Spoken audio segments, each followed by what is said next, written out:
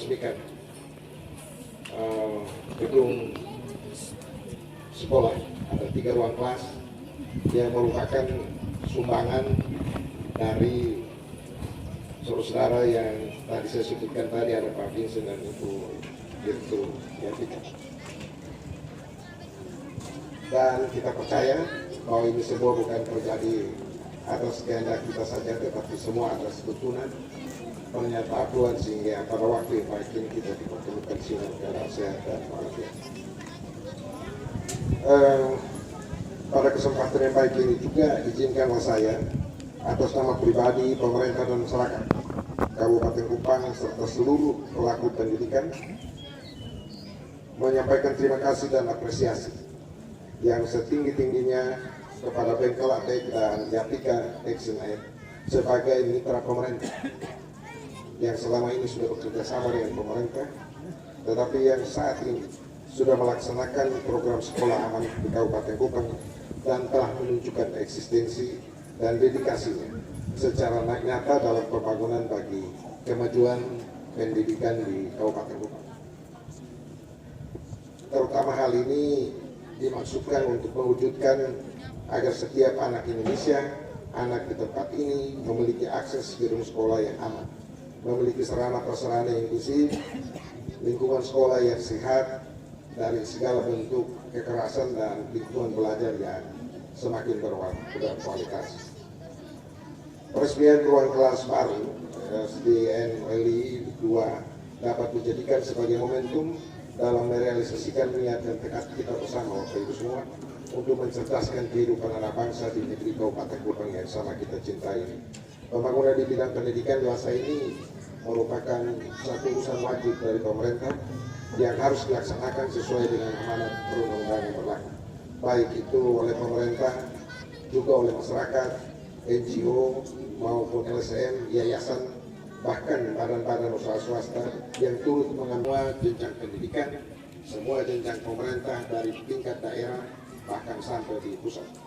Hal ini didasari pada adanya harapan dan tujuan kita bersama agar penyelenggaraan pendidikan dilaksanakan saat ini tidak saja berfokus pada pembentukan peserta didik, knowledge para peserta didik, tapi tidak semata untuk mencerdaskan, tetapi juga membina dan mengembangkan mental dan spiritual daripada anak-anak didik kita hari ini.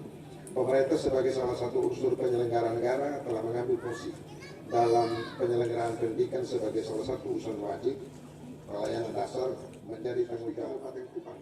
Guru kontrak yang kurang lebih hampir 2.000 itu setiap tahunnya kita membayar gaji tenaga kontrak dengan penghasilan yang sangat terbatas.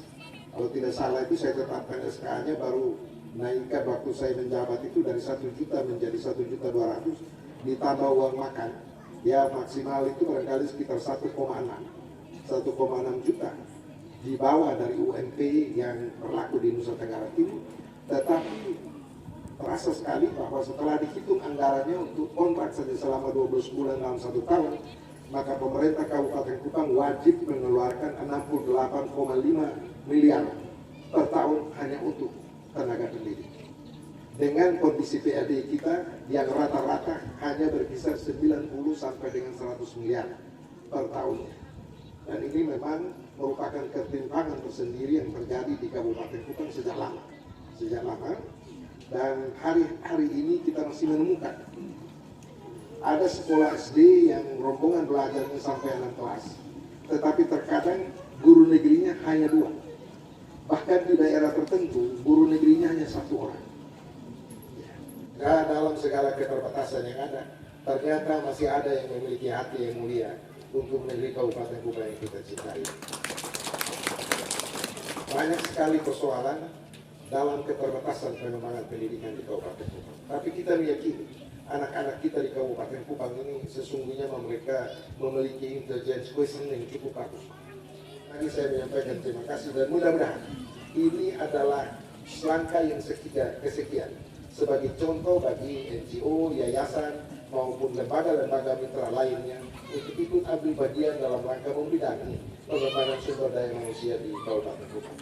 Apalah artinya kita membangun jalan raya, apalah artinya kita membangun jembatan kalau manusianya sendiri sulit dalam pengembangan pendidikan ke depan. Toh pada hari-hari ini kita terus bermimpi bagi hari-hari ini begitu, bahwa ke depan kualitas sumber daya manusia pemerintah Kabupaten Kupang harus lebih baik dari hari kemarin dan hari ini. Saya harus menyampaikan apa ada, karena saya merasa sudah tidak perlu lagi untuk menyatakan yang indah-indah. Katakan saja kekurangan, supaya kekurangan yang kita katakan ini kemudian kita bisa bahu-membahu bersama mereka yang memiliki hati nurani untuk membangun negeri Kabupaten Kupang yang sangat kita cintai. Mudah-mudahan ke depan gedung ini bisa dimanfaatkan dengan sebaik-baiknya oleh anak sekolah, orang tua murid, para guru, bahwa sekalipun dalam keterbatasan tapi kita sudah mulai melangkah. Hari ini kita lebih baik, mestinya kita lebih baik ke depan. Dan sekali lagi saya memberi dorongan bagi orang tua murid dan para guru.